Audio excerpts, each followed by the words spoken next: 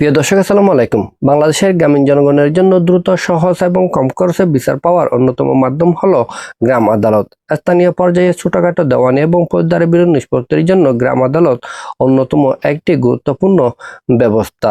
কিন্তু বাস্তব প্রয়োগে সীমাবদ্ধতা এবং ভুলের কারণে গ্রাম আদালত তার পূর্ণ সম্ভাবনা অর্জন করতে পারছে না।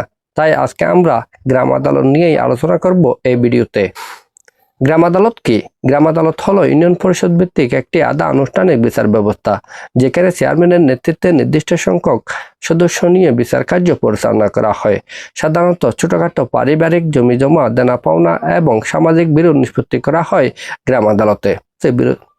গ্রাম আদালতের গুরুত্ব: গ্রাম আদালতের মাধ্যমে দ্রুত বিচার প্রাপ্তি, কম খরচে বিরোধ নিষ্পত্তি, স্থানীয়ভাবে সামাজিক সম্প্রীতি বজায় রাখা, সর্বোপরি আদালতের উপর চাপ কমানোর ব্যবস্থা করা হয়। যেখানে আমরা ভুল করি, প্রথমত আইনের সঠিক জ্ঞান না থাকা। অনেক চেয়ারম্যান ও সদস্য গ্রাম আদালত আইনের সঠিক জ্ঞান রাখেন না, ফলে বিচার প্রক্রিয়া আইনি কাঠামোর বাইরে চলে যায়। দ্বিতীয়ত পক্ষপাতিত্ব এবং প্রভাব: স্থানীয় রাজনীতি, প্রভাবশালী ব্যক্তি বা আত্মীয়তার কারণে নিরপেক্ষতা নষ্ট হয়। এতে বিচার প্রার্থীর আস্থা কমে যায় গ্রাম আদালতের প্রতি।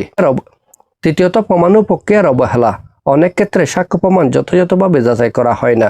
মৌখিক বক্তব্যের উপর নির্ভর করে সিদ্ধান্ত দেওয়া হয়, যা ভুল রায়ের কারণ হতে পারে।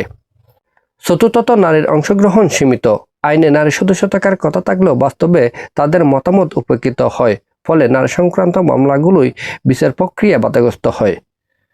আমাদের করণীয় কি? আমাদের করণীয় হলো প্রশিক্ষণ এবং সক্ষমতা বৃদ্ধি, অর্থাৎ চেয়ারম্যান এবং পরিষদ সদস্যদেরকে নিয়মিত প্রশিক্ষণের মাধ্যমে দক্ষ হিসেবে গড়ে তোলা। নিরপেক্ষতা নিশ্চিত করা, রাজনৈতিক এবং ব্যক্তিগত প্রভাবমুক্ত বিচার প্রক্রিয়া নিশ্চিত করা।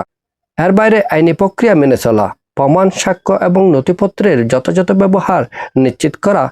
পরিশেষে বলা যায়, গ্রাম আদালত গ্রামীণ জনগণের বিচার ব্যবস্থার একটি সম্ভাবনাময় কাঠামো। আমরা যদি গ্রাম আদালতকে স্বচ্ছ, জবাবদিহিমূলক এবং রাজনৈতিক প্রভাবমুক্তভাবে বিচার কার্য সম্পন্ন করতে পারি, তাহলে এর মাধ্যমে গ্রামীণ জনগণের আস্থা ফিরে আসবে গ্রাম আদালতের প্রতি।